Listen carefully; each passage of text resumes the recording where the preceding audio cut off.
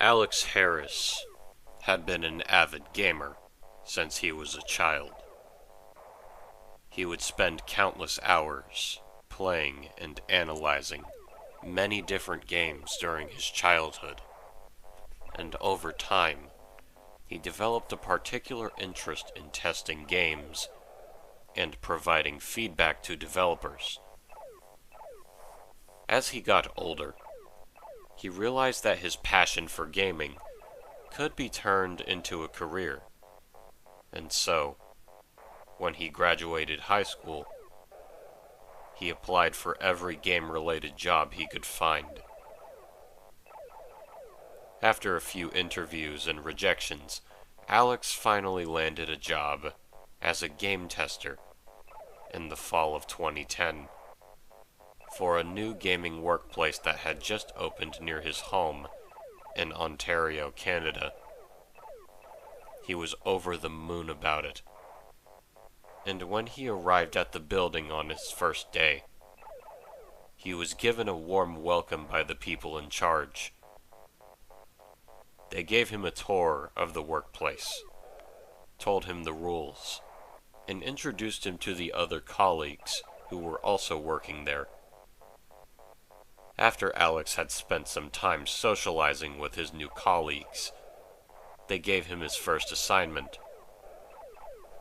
Alex's first task was to test a game called China Palace, which was still in its early development stages by a small and lesser-known company called Golden Lion Games. The game was described as an adventure puzzle-styled game about a player needing to find some important items and solve puzzles to escape a large Chinese restaurant that they've been accidentally locked in at night before the timer runs out. Alex was curious about the details of the game and eagerly went to work in one of the quieter rooms to test the game straight away. As soon as Alex got onto his computer, found the email where the download link was, and booted up the game, he was immediately drawn in by its retro 2000s style. However, he saw that due to hardware issues, some of the 3D objects and textures weren't rendered properly, making the game look slightly outdated and clunky. There were also some elements in the game that felt a little bit odd to Alex. For starters, there was no main menu at all when he opened the game, and there were a few elements in the restaurant setting in the game that also looked slightly more ominous than Alex had expected, such as the dim lighting of the restaurant and a repeating slow bell chime that sounded like a Chinese gong playing in the background, with a 20-minute timer on the top left corner of the screen. There were also some Chinese-themed decorations scattered around the restaurant that looked historical and ancient, such as statues and lanterns. Despite this, Alex pressed on, happy to test the game to its fullest potential. He didn't really care about most of the glitchy and unfinished stuff in the game, knowing that the developers of it would do something to fix it. It was still in development, after all. As he went further into the game, Alex noticed some more things in the game that caught his attention. They didn't seem odd to Alex at first, but this would soon change as he continued playing. There were some cute, cartoony-looking goat characters that started following him around slowly, with neutral but slightly stern expressions on their faces. Alex didn't think much of them at first, assuming they were just a quirky addition to the game's atmosphere. However, as they became slightly more persistent, he slowly began to feel a slightly odd sense of uneasiness about them, as if there was something sinister about them. They were 2D assets in the game, with those stern expressions frozen on their faces, while they followed the player around slowly. It wasn't until later that Alex discovered the truth. The cartoony-looking goat characters' designs weren't actually original designs made for the game, but had been taken from a cartoon that had been popular in China for many years. This revelation made Alex feel a little more curious about the game's development process. It was clear that the developers had cut corners and taken shortcuts in the game's design. Despite this, Alex continued playing, his mixture of feelings growing more complex with each passing moment of the game's atmosphere.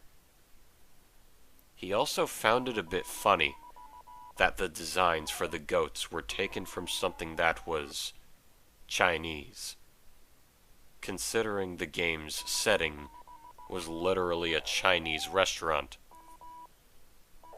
Alex was definitely no stranger to horror material in most games. He had some experience playing and looking into some horror games during his childhood, before he graduated from high school and got his job as a test player. Some he was comfortable playing, such as some zombie survival type games, and some he usually stayed away from, with material that might be too over the top for his age at the time. Even so, he felt that a game like China Palace was a bit of a tough nut to crack, despite not having anything like blood or gore anywhere in the game so far. The glitchy style of the game's 3D assets, the low quality of some of the textures and sound effects, and its retro 2000s style was enough to make him feel a little uneasy, but somewhat intrigued at the same time. Despite his slightly uneasy feelings about what he had seen in the game so far, Alex's curiosity got the better of him. He wanted to experience everything the game had to offer, so he tried his best to find and solve all of the essential items and slightly tricky puzzles in time by looking in cupboards, kitchens, secret paths, and basements in the restaurant, while the eerie gong sound continued to play slowly in the background as the timer ticked down. Unfortunately, Alex failed to complete the game in time. The timer had reached 0, and the sound of the gong stopped. And it was at this point where Alex would soon discover the gimmick with the timer. Although he expected something simple like a simple game over screen, some loud Chinese bell sounds started playing, and loud, distorted, and digitized, blood-curdling screams, which almost sounded like they had the sounds of goat bleeding mixed in, abruptly started blaring out of the computer's speakers. This startled Alex a little, as he wasn't expecting something so sudden as compressed ear-shattering bells and screams. He also saw that the cartoon goat characters no longer had their calmer, neutral, and stern expressions on their faces, and instead had angry and menacing ones with gritted teeth instead. What made them a bit more menacing was that, while the designs of the goats still had their cartoony look to them, they also had more realistic details mixed in, such as complex shading and limb details. It was almost like if this style of design was added to them, just for this one moment in the game. And while they didn't look too scary, it was enough to make Alex's skin crawl a little, with the loud noises playing in the background. The goats slowly began to pick up speed, and began to chase the player around the restaurant. Alex, in his state of both uneasiness and confusion, tried to find a way to complete the game while trying to escape the goats' wrath, while the screams grew louder and louder as they came closer to the player. And as Alex continued to listen to the loud banshee-like screeching noises, accompanied by the loud bell sounds that would ring in his head for days after he completed the game, he felt like it was the sound of pure hell, giving him goosebumps, as well as a sense of dread that ran through his body. But what made it a little more worse for Alex was that he was the only person in the room experiencing all of this at the time, and he worried that no one would believe him if he told someone about the game. But at the same time, he was kind of thankful that no one was in or near the room at the time to yell at him or anything. Eventually, the goat characters managed to catch up to Alex, and the game then froze for around 3 seconds, and the computer screen cut to black with nothing but eerie silence. Alex just sat there in his chair, frozen after what he had seen. At this point, he had a mixture of emotions such as confusion, surprise, uneasiness, and curiosity. It didn't take long for a game over screen to pop up on the screen. Alex saw a black and white picture of what seemed to be a real building that had suffered a major fire, with the angry face of the cartoon goat characters faded and burned into the picture, along with the words, "Game over," written at the bottom of the picture. It was a little unsettling for Alex, but not too disturbing or frightening. The game then shut down automatically, and the computer screen showed the desktop again. Alex was still sitting in his chair. He wasn't too scared by the things that he had seen in the game, and there wasn't any blood or graphic imagery that was too much for him. But he had a feeling that something just wasn't right with it, and he soon began asking himself questions. What happened at the end if he managed to escape the restaurant? What was the intended audience and age group for the game? Did the developers of it really want to make it this sinister? Were any of the elements in this game based on or inspired by real-life events? Were stuff like the goat's designs and screeching noises placeholders? Were any of the things showed in the game supposed to represent something that he didn't know about? At that moment, another colleague named James somehow managed to hear the faint loud noises that were coming from the room where Alex was in, and came into the room where he saw him sitting in his chair. Luckily, he wasn't mad at him, and just wanted to know if everything was alright. He saw Alex's slightly surprised and uneasy face, and asked him if he was feeling okay. But Alex just got up and began to walk to the office where his managers were, with James escorting him.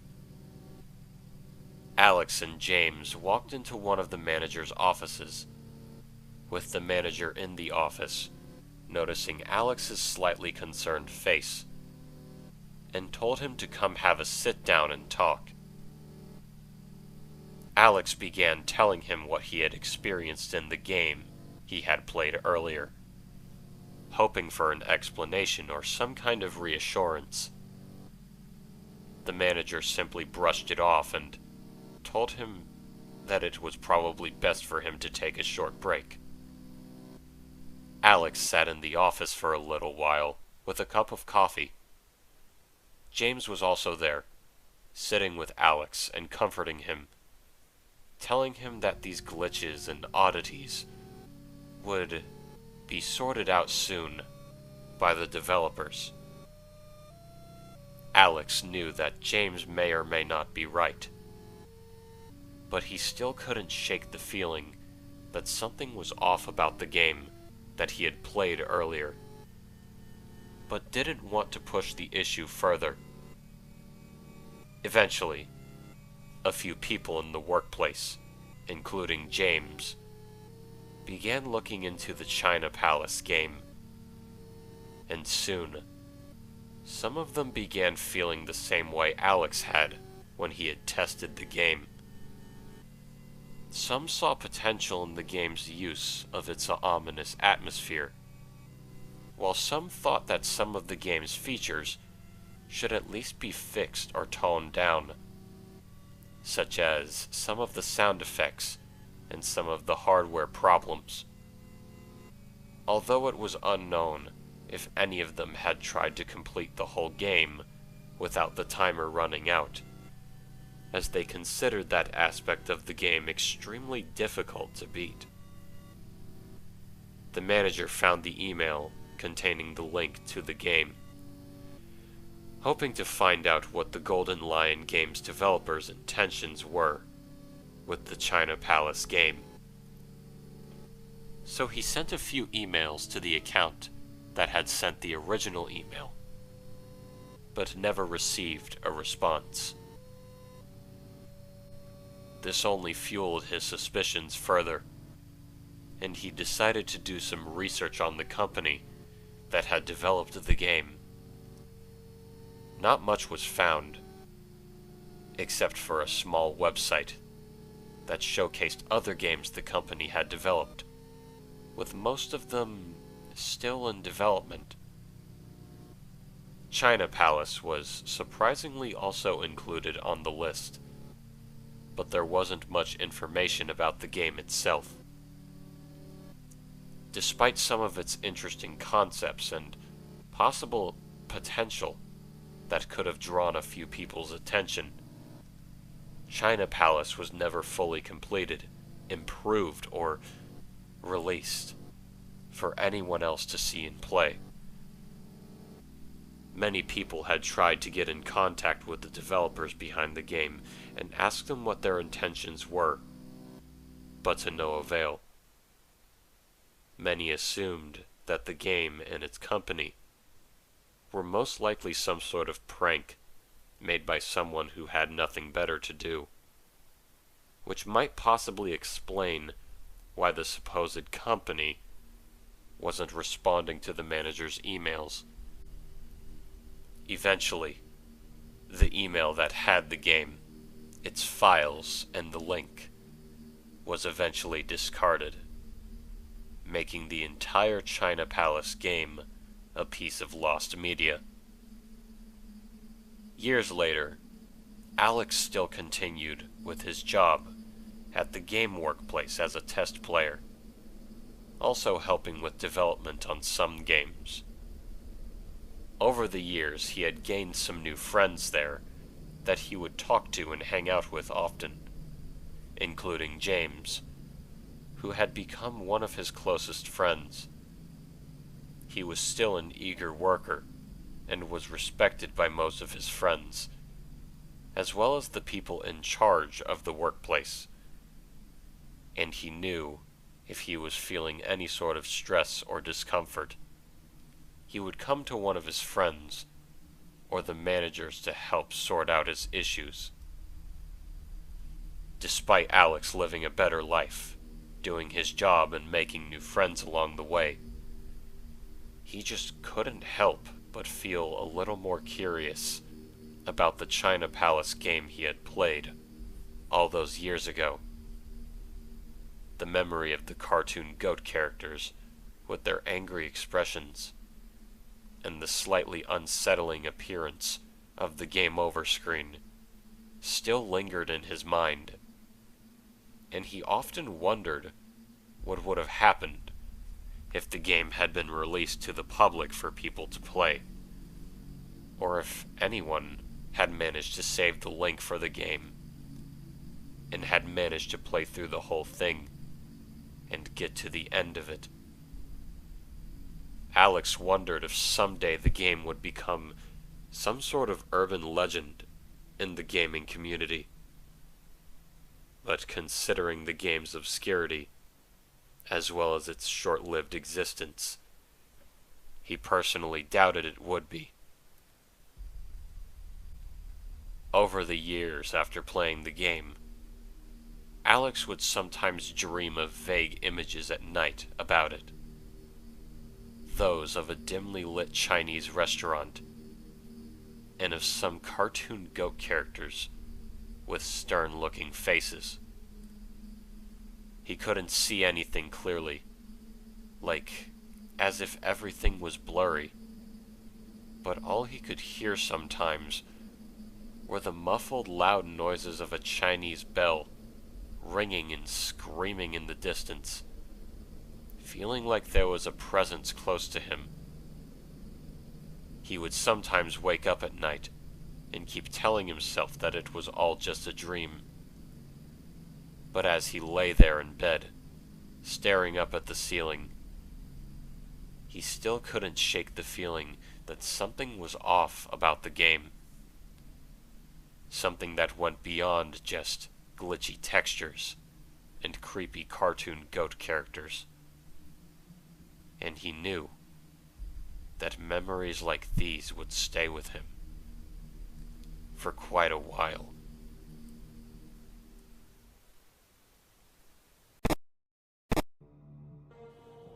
And that was China Palace, written by Weslie2005. Sorry for the weird audio inconsistencies. This story was pre-recorded before I got this microphone. Anyways, review time. That was alright. Not bad. I mean, I liked the whole proof of concept for this possible escape video game, this escape room game thing. And the idea of this using actual characters from a real Chinese TV show also feels very bootleg-esque. Like, a company is trying to garner money off of a pre-existing property. I can see that happening. That feels like something that can definitely happen. The whole idea of this possibly being some weird prank from an unknown individual actually does feel believable here.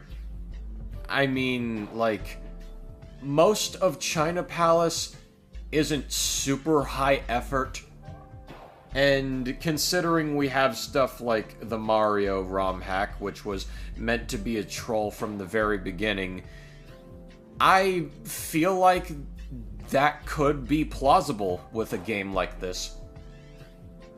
However, when we reached the ending, I kind of got confused by the game's overall purpose. Like, you could have left it at the video game was made as a prank, possibly, or the game was just sent to us with no explanation, and then the download link was deleted.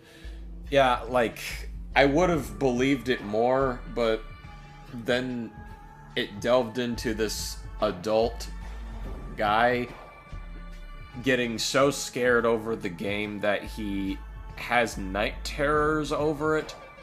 Like, I get that the memories of this game are going to stick with Alex for a while. I mean, this is a very odd experience to have testing a video game. I can see that. Much less a video game that becomes lost media in barely any given time. But you have to understand, in the end, even if it is a prank, it's still just a game. Like, I highly doubt that this was meant to be some form of harassment or threat, and I doubt even more that this had paranormal activity tied to it. So, why would Alex be this scared of it? I mean, getting startled, sure, but, like, full-on night terrors? Really? And another thing, I get that the email was discarded. I mean, this is a whole video game company, for crying out loud. But why did no one even bother saving the game? Or the files attached to it? I'm pretty sure a game like this, even if it is mid-effort, still took time to make. I find it hard to believe that, like, after the kerfuffle that was caused in the workplace due to this game, that not one employee bothered to save it, not even Alex bothered. But, likewise, that is a... I'll give that a 6 to 6.5 out of 10. It isn't super terrifying or, like, threatening, but it's still a cool little proof of concept for a game with a good chunk of mystery tied to it as to why it was created. So, not bad. Great work, Wesley. With that being said, this is simply my personal opinion. We all have our opinions regarding these pastas. What did you think of the pasta? What would you have done to improve upon it? And as always, I'll see you all in the next narration. I love you all.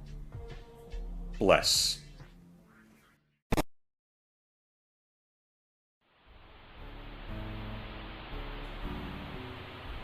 Jeez, what's the matter? You can't sleep? Good. Stay tuned, pal. You're watching Lafawndapasta.